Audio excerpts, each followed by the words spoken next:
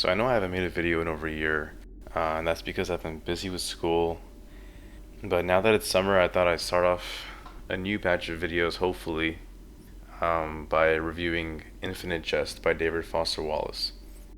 So the first time I tried reading Infinite Jest, I was about 18, and I had just started community college.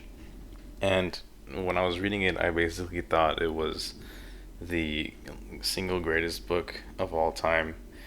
I was so dazzled by the way Wallace wrote that I even had to stop after about 100 pages in because I thought it was just too good. But rereading it now, it's a bit different. The things that floored me almost a decade ago seem a little trite now. Like, for instance, what I really thought was cool was how conscious this book is about, like, words and etymologies and all that. But now, I see that that's used for a specific narrative purpose, rereading it at this point in my life.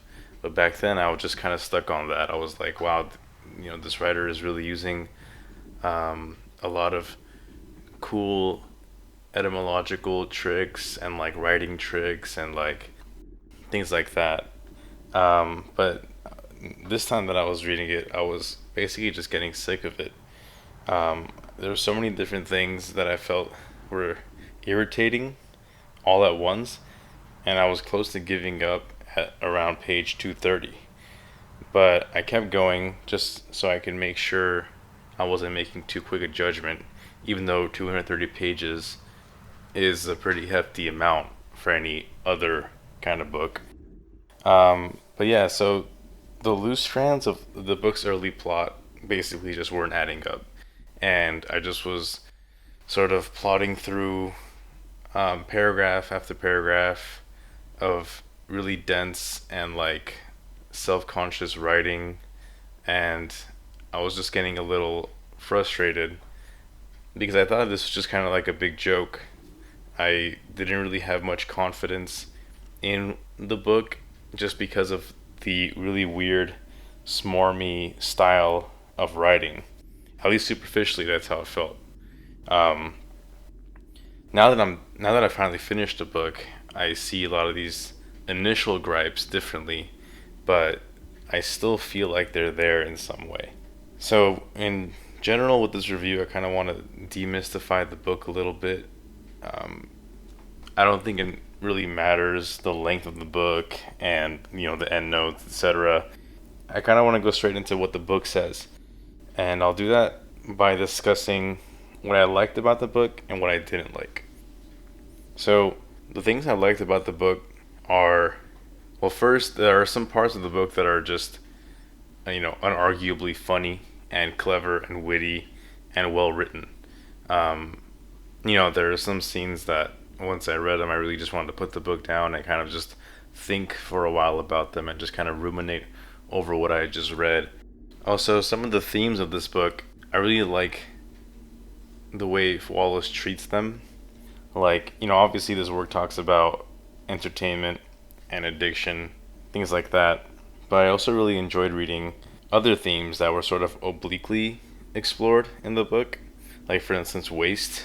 It might sound funny, but to me it feels like this book is almost obsessed with this idea of waste. There's all this talk about the waste displacement catapults, and so many of the scenes in a novel sort of ground themselves on an item of waste or a receptacle for waste that seems to remain present throughout the scene. Like, for instance, when Gately's in the hospital and he has that bedpan and he's always worried about defecating in front of the pretty nurse, or when Hal carries around his NASA glass that he spits out his snuff in.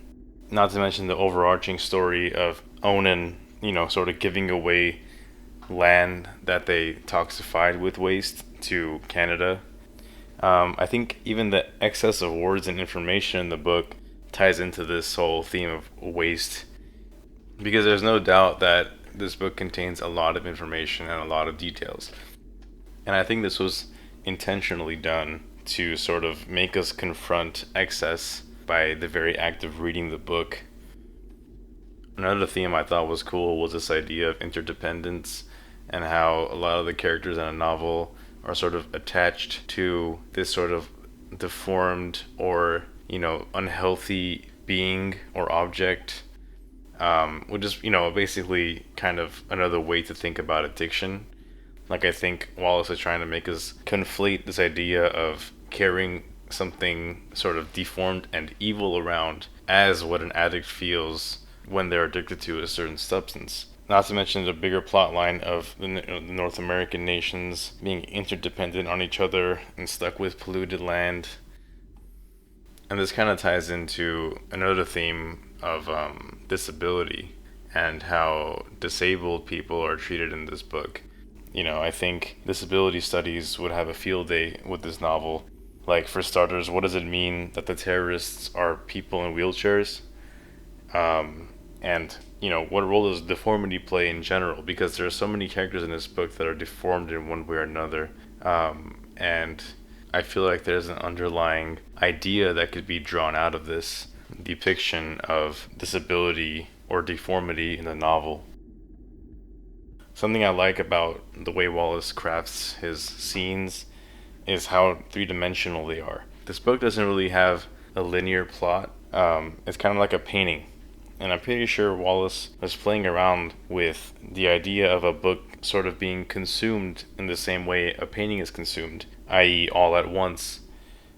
He mentions that in interviews sometimes, how, our experience of a painting is pretty different from our experience of a book. And this book really comes at you all at once, because when you're reading the first scenes, you really are only getting a slice of the information. And once you read more of the book, then you get the bigger picture that sort of, it's almost static. It's like a static picture that you're slowly uncovering the entirety of. And I really enjoyed reading some of the smaller scenes in which this is going on at full capacity. Like, sometimes the character's actions are almost impossibly strange at the beginning of a scene, and then something is revealed about the situation later that makes you look back and it all clicks suddenly. It's extremely fun to read those parts.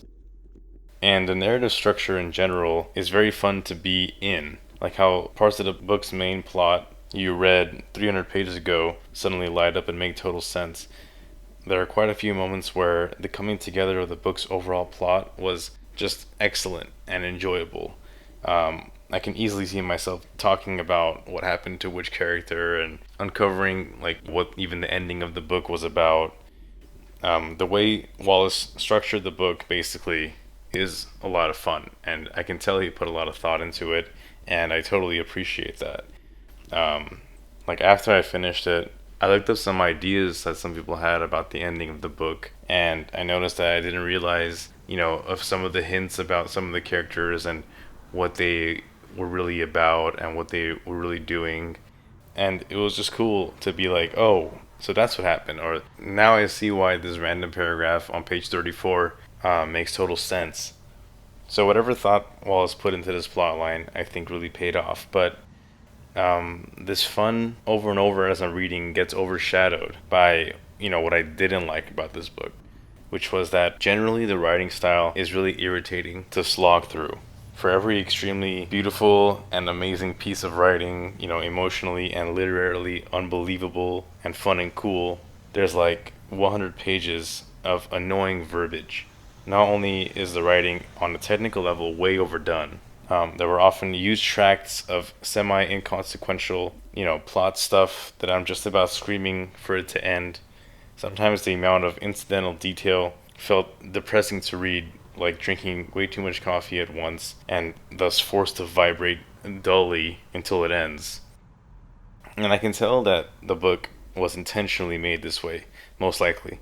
Based on the kinds of things that Wallace writes in the book itself, in an ironic and self-reflexive way. But the fact still remains that there's often too many words per square inch of idea. It's like one of himself's movie titles. Good-looking men in small, clever rooms that utilize every centimeter of available space with mind-boggling efficiency. That's the title of one of himself's movies, and I think this is obviously a self-reflexive jab at Wallace's own style. So in no way do I think Wallace accidentally overwrote. He was very conscious of this book's density. But just because he knows what he's doing doesn't make the book any less tedious to read through. once you familiarize yourself with the techniques Wallace is using to overload his sentences, it starts to become pretty mind-numbing. And it's hard here to speak about it, because while I see that it's tedious, I also realize that it's a part of the book's internal logic. It's clear Wallace was trying to express, with the fact of the book's overload, the overload of entertainment in general. You know, the heavy waste that comes with everything fun, etc., etc. So, I don't really know what to make of it. I guess it's kind of like if someone's art installation somewhere was them drumming on your head for 5 hours straight in multiple different styles and tempos. You know, when are you allowed to say this is bad because it's extremely irritating, even when you know that that's the point of the art installation? That's basically how I feel about the writing. I heard in an interview that Wallace liked writing fiction because he can use everything he knew in its craft. But I'm wondering if this counts as using the information, though. It seems more like a showcase of the things he's learned over time than it is about, like, using the information to build and create something. It feels like Wallace was writing to bring attention to the writing itself instead of just writing a book. You know, a highly self-conscious style that sort of forces the reader to constantly look at the writing as writing. For example, his use of colloquialisms like, the multiple conjunctions at the start of sentences that sort of everyone knows about, you know, the acronyms, and even the typographical effect of the weird noun phrases he attaches a possessive S to. At first it was fun, like the first 100 pages or so. Then it became basically nauseating. The effect of the writing is that it feels like someone is not directly speaking to you. I'm sure this is related to the whole new sincerity movement that Wallace was apparently a part of. You know, like sincerely trying to be sincere instead of just being sincere. Maybe this book is attempting to illuminate that maybe there is no simple sincerity, as in something a character like Mario expresses, which is also interesting because he's written as absurdly deformed. But I don't know how true it is that simple sincerity isn't possible anymore. I feel like there is a baseline we all have that is just what we are in whatever particular universal instant. But anyway, for something so intellectually self-conscious as this book, I feel like it's the right thing to do to not spend too much time breaking it down intellectually.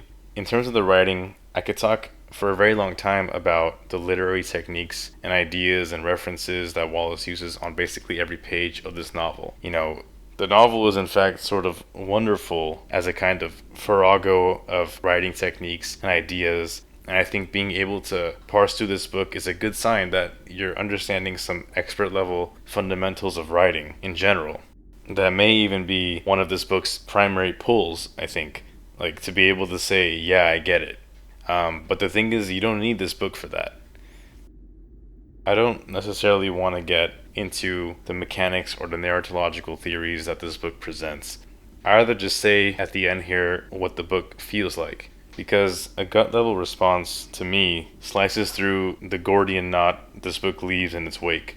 So I feel like the book doesn't feel all that good. Something is off in the end. I feel like the book is not truly saying anything, as its size might suggest it would.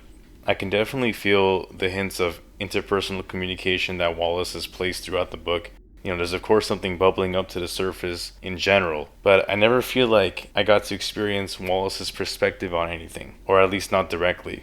It's complicated because it's kind of like, you know, yes, reading this book feels like someone is not speaking to you as a human. And then I can remember, oh yeah, that's how Hal felt about his dad, and how his dad doesn't directly speak to him, and that's kind of the whole incandenza family, etc.